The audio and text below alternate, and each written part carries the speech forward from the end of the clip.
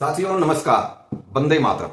मैं राजू मिश्रा, विश्व शक्ति पार्टी का प्रदेश उपाध्यक्ष हरियाणा और किसान मजदूर जागृति मंच का संयोजक। साथियों, आज का जो टॉपिक है हमारा, वो टॉपिक है भारत तबाही अभियान पार्ट 2, जिसके तहत आपको बहुत सारी ऐसी जानकारियां देंगे जो आज से पहले अब तक आपने सुना ही नहीं होगा।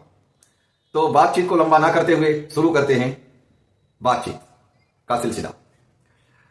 साथियों, जैसे कि आप सभी को पता है कि सरकार के द्वारा रिजर्व बैंक ऑफ इंडिया और रिजर्व बैंक इंडिया के द्वारा सरकार ये सब मिल करके एक मकड़जाल बनाया और उस मकड़जाल का नाम दिया सरफेसी एक्ट 2002।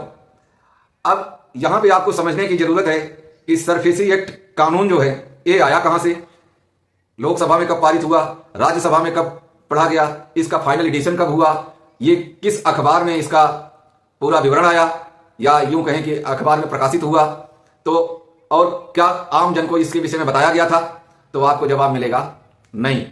क्योंकि अब इसकी जब आप डीपली गहराई में जाएंगे तो आप लोगों ने एक बैंक का नाम सुना होगा जिसको कहते हैं ICICI बैंक।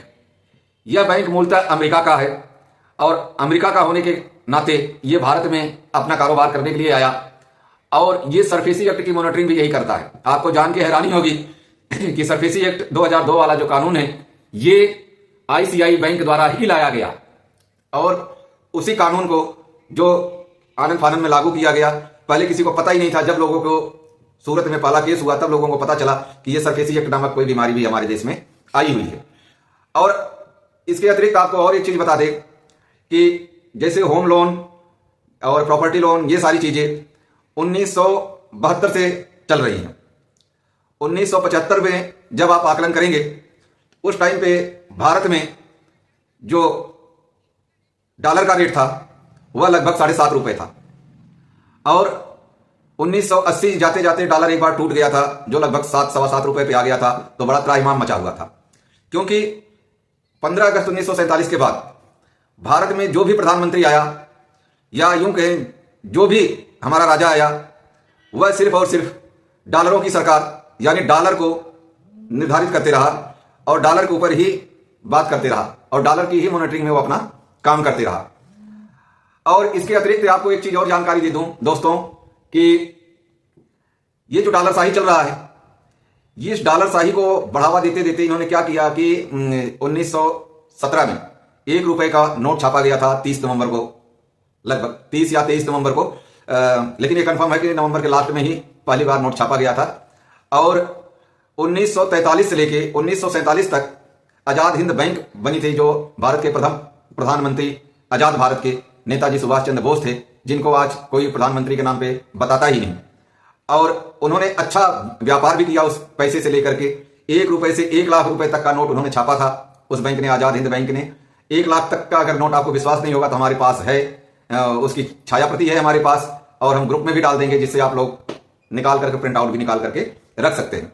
और इन्होंने क्या किया कि ₹1 को 100 पैसे में कन्वर्ट करके वो मानक स्टैंडर्ड निकाल दिया, ₹1 बराबर 100 पैसे के।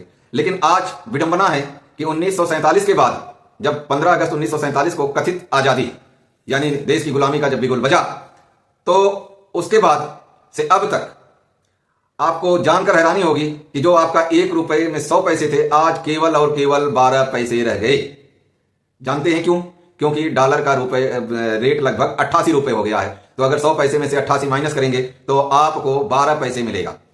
और 2 दिन पहले मैंने गूगल से भी ये चीज सवाल किया था कि आपके अनुसार कृपया आकलन करके बताएं कि हमारा देश विकास की तरफ जा रहा है या विनाश की तरफ जा रहा है। तो हमें गूगल ने भी ये बात बताया कि आपका देश विकास और विनाश की तरफ, दोनों तरफ जा रहा है। जब हमने उससे ये दोबारा पूछा कि कृपया आप इसको कंक्लूज करके हमें बताएं कि कितना % विकास है और कितना % विनाश है, तो गूगल का जवाब था कि 60% विकास और 40% विनाश।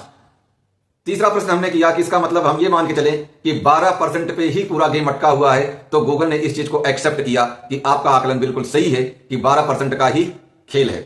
यानी 12% हमने कहां से निकाला? हमने उसी 100 पैसे से ही निकाला 12%। ₹88 का डॉलर हो गया तो 12 पैसे बच गए तो 12% हो गया। ये जानकारी हमें मिली। अब जो सरफेसी एक्ट की मॉनिटरिंग हो रही है वो अमेरिका से हो रही है। बैंक कहां से चल रहा है? ब्रिटेन से चल रहा है।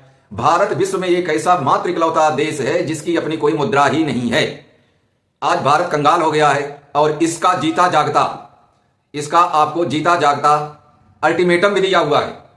वित्त मंत्री निर्मला सीतारमण जी ने जब 2024 का लोकसभा इलेक्शन के समय पे उनको तमिलनाडु से इलेक्शन लड़ने के लिए कहा गया तो उन्होंने बड़े नपे तुले अंदाज में यह कह दिया कि आज हमारे पास इलेक्शन लड़ने का पैसा नहीं है।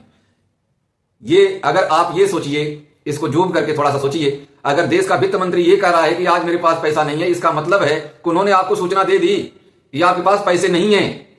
ये मैं नहीं बोल रहा हूं, ये उनका बयान निकाल करके आप पढ़ लेना, आपको गूगल पे मिल जाएगा, अखबार में मिल जाएगा, मीडिया से मिल जाएगा, आप निकाल के पढ़ लेना कि एक वित्त मंत्री यह कह रहा है कि हमारे पास पैसे ही नहीं है। तो भाई पैसे गए कहां? दूसरी चीज आपको सोचने वाली बात यह है कि भारत में निर्मला सीतारमण एकमात्र ऐसी फाइनेंस मिनिस्टर हैं जो बिना इलेक्शन के वित्त मंत्री दूसरी बार बनी। जानते हैं क्यों? क्योंकि वित्त मंत्री का पद उसे ही मिलता है जिसके ऊपर ब्रिटेन की दया दृष्टि हो जाए, और ब्रिटेन की दया दृष्टि हो जाती है तो मनोनीत कर दिया जाता है भाई राष्ट्रपति।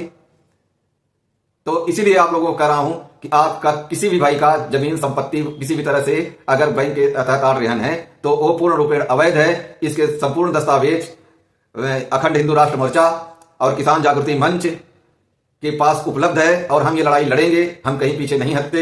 आप लोगों को आपका हक दिलवा कर रहेंगे। जय हिंद, वंदे मातरम साथियों।